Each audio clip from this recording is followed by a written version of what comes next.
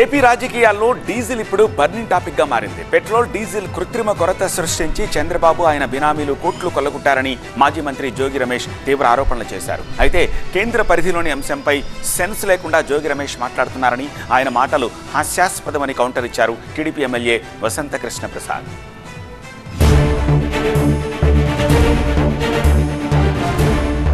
ఏపీలో petrol, diesel సరఫరా సాధారణ స్థితికి చేరినప్పటికీ ఈ అంశంపై వైసీపీ, టీడీపీ మధ్య మాటల మంటలు కొనసాగుతున్నాయి.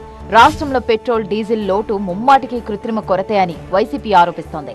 పెట్రోల్, డీజిల్ కృత్రిమ కొరతను సృష్టించి బ్లాక్ మార్కెట్ ద్వారా సంపద సృష్టించుకోవడానికే చంద్రబాబు బినామీలు ఈ పన్నాగం పన్నారని మాజీ మంత్రి జోగి రమేష్ విమర్శించారు. ఇంధన కొరత సృష్టించి చంద్రబాబు బినామీలు కోట్లు వెనకేసుకున్నారని జోగి రమేష్ ఆరోపణలు చేశారు.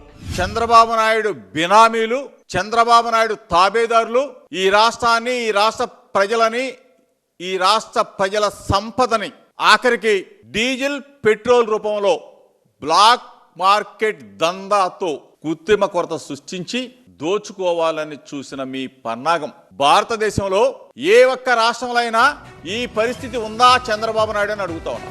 జోగి రమేష్ ఆరోపణలకు టీడీపీ ఎమ్మెల్యే వసంత కృష్ణ ప్రసాద్ కౌంటర్ ఇచ్చారు. జోగి రమేష్ వ్యాఖ్యలు హాస్యాస్పదమని, చమురు సరఫరా కేంద్రం పరిధిలోని అంశమని, జోగి సెన్స్ లేని విమర్శలు చేస్తున్నారని అన్నారు. ధరలు పెరుగుతాయని పెట్రోల్, డీజిల్ ఎక్కువగా నిల్వ చేసుకున్నారని, 48 గంటల్లోనే కూటమి ప్రభుత్వం ఇంధన కొరత లేకుండా చేసిందన్నారు. ఈ పెట్రోలియం ఉత్పత్తుల ఇబ్బంది ఏమైతే రాష్ట్రంలో వచ్చిందో కేవలం 48 గంటలు గడిచే లోపుగానే ముఖ్యమంత్రి గారు, ప్రభుత్వ యంత్రాంగం రంగంలోకి దిగి పరిస్థితులన్నీ చక్కదిద్ది 50 గంటలు 60 గంటలు కాకముందే అంతా నార్మల్ సిచ్యువేషన్ వచ్చేసింది. అన్ని చోట్ల ఏ బంకుల్లో కూడా ఒక వాహనం కూడా నిలబడలేదు.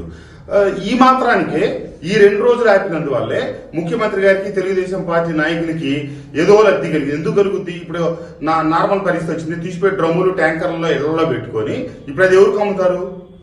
ఇది అర్ధరహితమైనటువంటి ఆరోపణలు. ఈ రకంగా ఎక్కడైనా స్టాక్ చేసి ఎవరైనా పెట్టారు నాయకులు అంటే చూపించండి. మొత్తానికి పెట్రోల్, డీజిల్ కృత్రిమ కొరతను పక్కదారి పట్టించేందుకు కూటమి డైవర్షన్ పాలిటిక్స్ చేస్తోందని వైసీపీ అంటే, కావాలని కూటమి ప్రభుత్వంపై వైసీపీ నేతలు బురద చల్లుతున్నారని టీడీపీ కౌంటర్ ఇచ్చింది.